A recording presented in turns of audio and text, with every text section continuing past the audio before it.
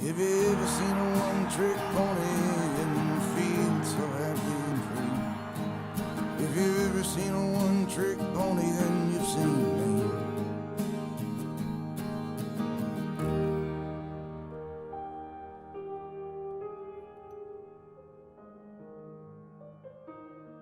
What attracted me initially was the director. I'd seen a couple of Darren's movies, and I inquired about him, and he's very innovative, very cutting edge. Who woke me up?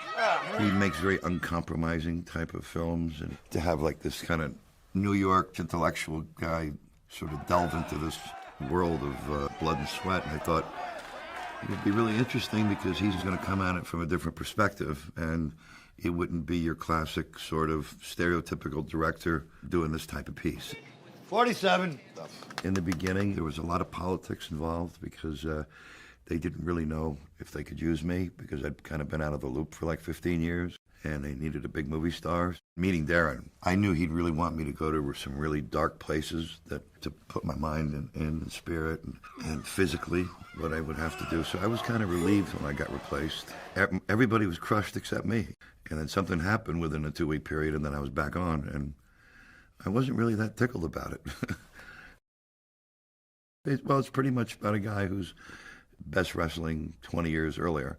He wants to be back in Madison Square Garden wrestling in front of 50,000, 60, 70,000 people. He doesn't want to be wrestling in auditoriums with 1,500 people. Randy's pretty much a character that's seen better days. He doesn't have a wife, and he lives alone in a trailer. Still takes his steroids to try to keep his body right, or as hard as he can. It's almost like he's living in a state of hopelessness and dreams that aren't going to come true, and there's just nothing else he wants to do or can do. He is what he is. Like, he was a big wrestler in the 80s, and he was very selfish with his time, so he really didn't take care of his business with his family. He's got a beautiful young daughter that he's trying to patch things up with, and she has her issues from being abandoned from him, and I guess he's got a lot of guilt and remorse about that at this point in his life. I just don't want you to hate me. There was a character close to me that, thank God, I said, I've been able to find somebody to help me on my path, take a different road than I had taken, where this guy, he's not going to get this advice from anybody.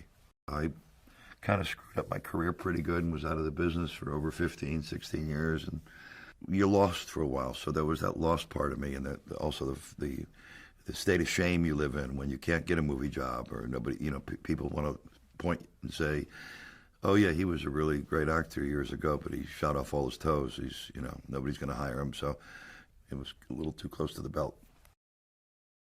It was a process of training for 3 months with the professional wrestlers, which was no walk in the park. I didn't know anything about wrestling. I had a different kind of sports background, and I didn't have a lot of respect for it, and I really just kind of was going through the motions.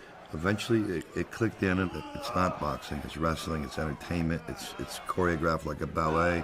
And then I got a rapport with the wrestlers, and I grew to respect the sport. Hey, you guys look great tonight. Did you like it? Yeah, I realized if I did this movie, I'd have to put on like anywhere between, 30 to 40 more pounds, because these guys are really big. I'm just going to get big and strong. Yes, you are, my friend. We actually choreographed everything like they do with the matches.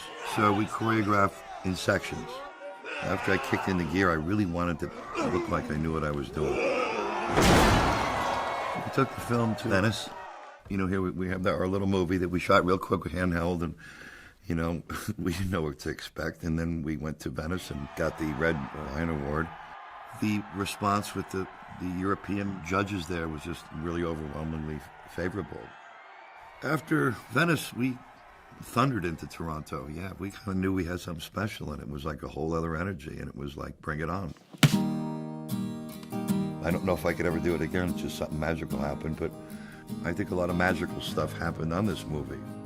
Everybody really worked together, and it was, I think, a testament to the respect everybody has for Darren as a filmmaker and as a person. I'm very proud of the movie. I think it's the hardest movie I've ever made. I think it's the best movie I ever made. The only ones who are going to tell me when I'm through doing my thing is you people here. Tell me, can you ask for anything more?